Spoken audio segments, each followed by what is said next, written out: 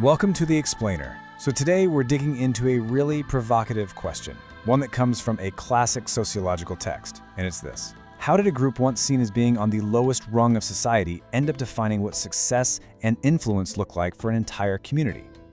Right. This is the big question for today's Explainer. It really gets to the heart of things like influence, status, and, well, how we even define what it means to be successful in the first place.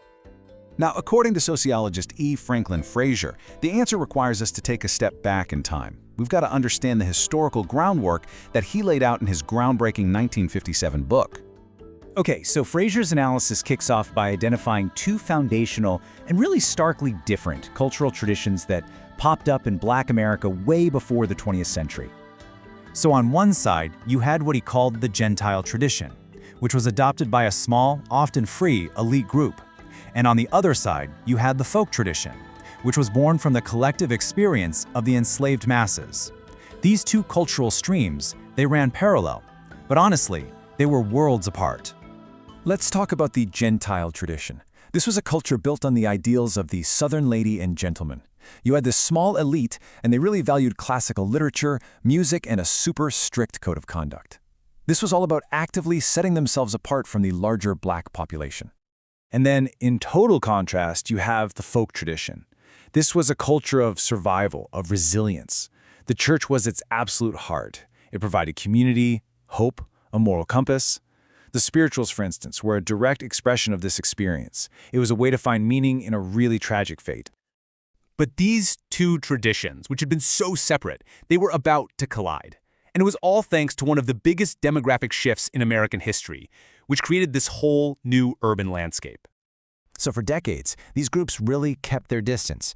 But then, the Great Migration changed the entire board. As millions of people moved from the rural South to cities up north, those old social structures and cultural boundaries just started to completely break down. And this was a pivotal moment. I mean, in the anonymity of this city, your family lineage and those Gentile manners, they mattered less and less.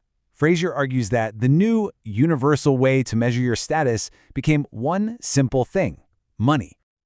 So this new urban environment, with its totally new set of rules, it gave rise to a completely different kind of middle class, what Frazier called the new bourgeoisie. You know, a visiting French sociologist had this really sharp observation that kind of captured the essence of this new class. He called them colored Babbitts. So what in the world does that mean? Well, the term Babbitt points to a mindset that's all about conspicuous consumption. It wasn't about saving or building generational wealth in that old-fashioned sense. It was all about showing your success through spending. So here's the crucial point. This new class didn't just rise up economically. No, they established a whole new dominant set of cultural values that completely flipped the old order on its head. In this shift, it was absolutely profound. For the old guard, respectability was tied to a stable family and, conventional morals. But for this new class, public scandals and divorces, they didn't diminish your status. They could actually enhance it, adding to your notoriety and your prestige.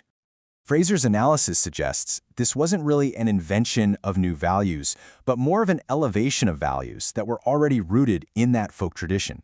He argues that ideas like conventional marriage just hadn't developed in the same way within the slave environment. And this brings us right back to our original question. Who were the standard bearers of this new culture? Well, Frazier points to two key groups: entertainers and wealthy figures from the criminal underworld. Frazier argues that their influence was uniquely powerful. Their glamour and, this is crucial, their financial success, which was often supported by the white world, made them the ultimate role models for the wider Black community. So what happened next was this fascinating cultural cascade. Frazier claims the high-spending lifestyles of underworld figures, they set the bar. That standard of consumption, the expensive car, the lavish home, that became the definition of success. And that standard was then copied by the professional classes, the doctors and lawyers, who also wanted to prove that they had made it. Okay, so what was the ultimate consequence of this massive cultural shift? Let's get into the final analysis here. This quote really just captures the final outcome perfectly: a complete inversion of the social hierarchy.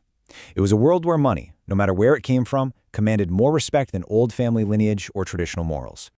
The final analysis in Frazier's work is really a psychological one.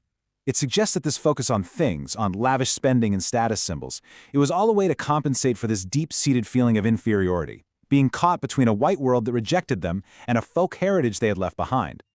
And, we have to keep this in perspective. This entire analysis was written over 70 years ago. The world has changed dramatically since 1957, right? And that's exactly what brings us to our final, and I think, really important question. Frazier's book gives us a historical explanation for how a particular set of values became so dominant. The question it really leaves for us is, what's the legacy of that cultural shift today? That's something to think about.